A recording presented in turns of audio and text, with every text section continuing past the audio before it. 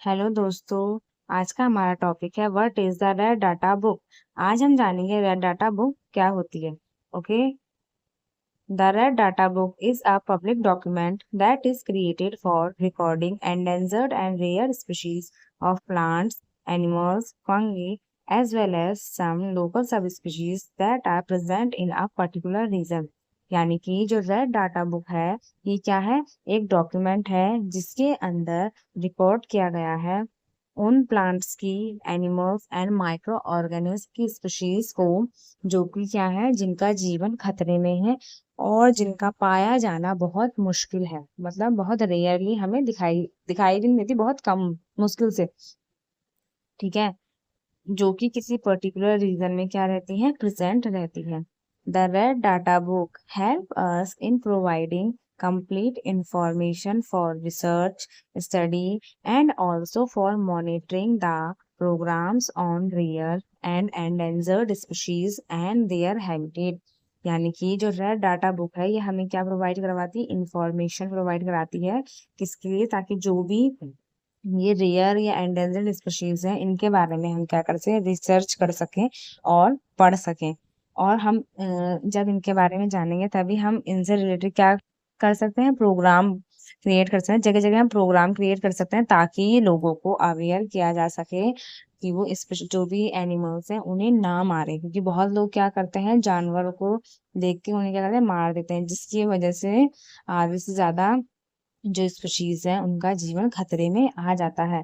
और इसमें क्या करते हैं हम, जो भी हमारा ऑर्गेनिज्म होते हैं उनके हैबिटेट के बारे में भी जान सकते हैं। किसकी मदद से? रेड डाटा जो बुक है उसकी मदद से हम ये सारी चीजें आसानी से कर सकते हैं। The International Union for Conservation of Nature maintains the red data book. यानी कि रेड डाटा बुक को कौन मेंटेन करता है? International Union for Conservation of nature.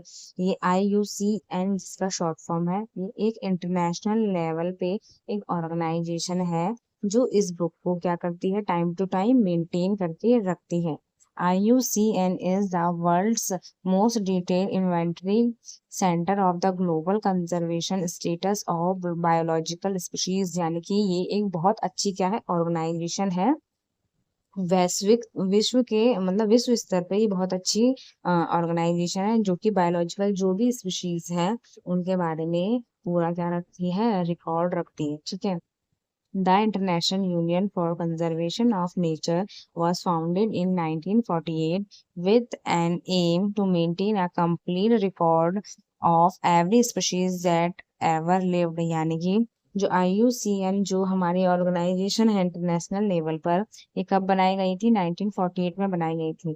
और इसका एम क्या था, यानी कि इसका क्या मोटो था, क्या करना, मेंटेन करना कंप्लीट रिकॉर्ड ऑफ एवरी, यानी हर जो स्पीशीज है एनवायरनमेंट में पाए जाने वाले जो भी स्पीशीज है उसके बारे में पूरा रिकॉर्ड रखना।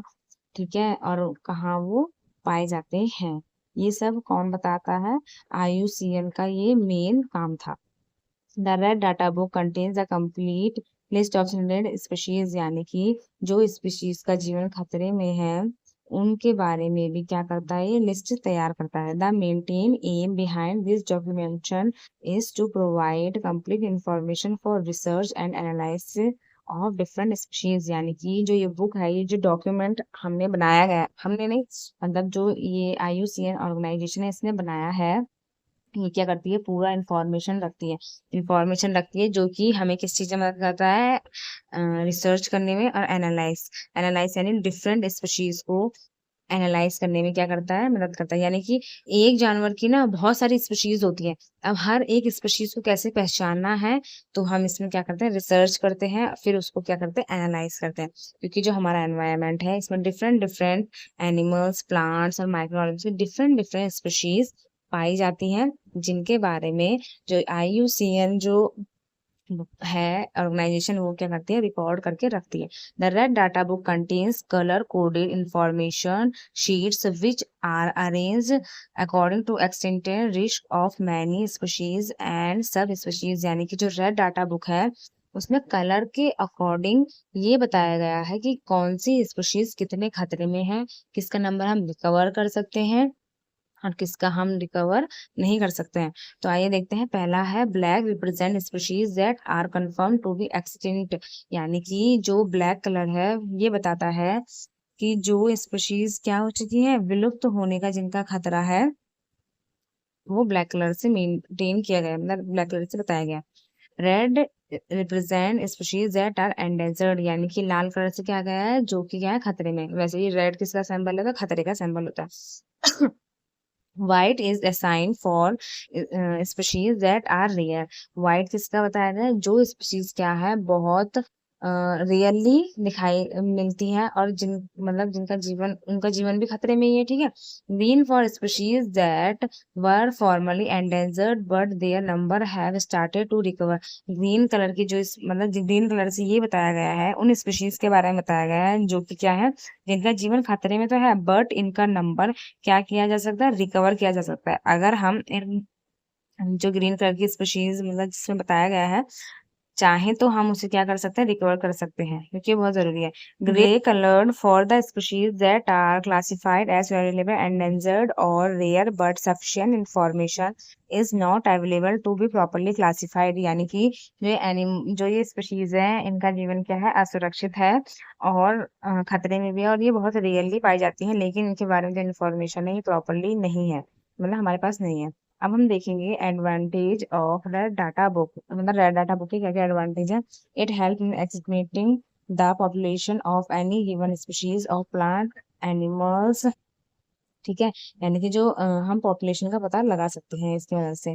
सेकंड है the is in equalising the taxa at a pan global scale, यानी कि विश्व में टैक्सा का जो भी मूल्यांकन है उसमें ये क्या करता है, सहायता प्रदान करता है।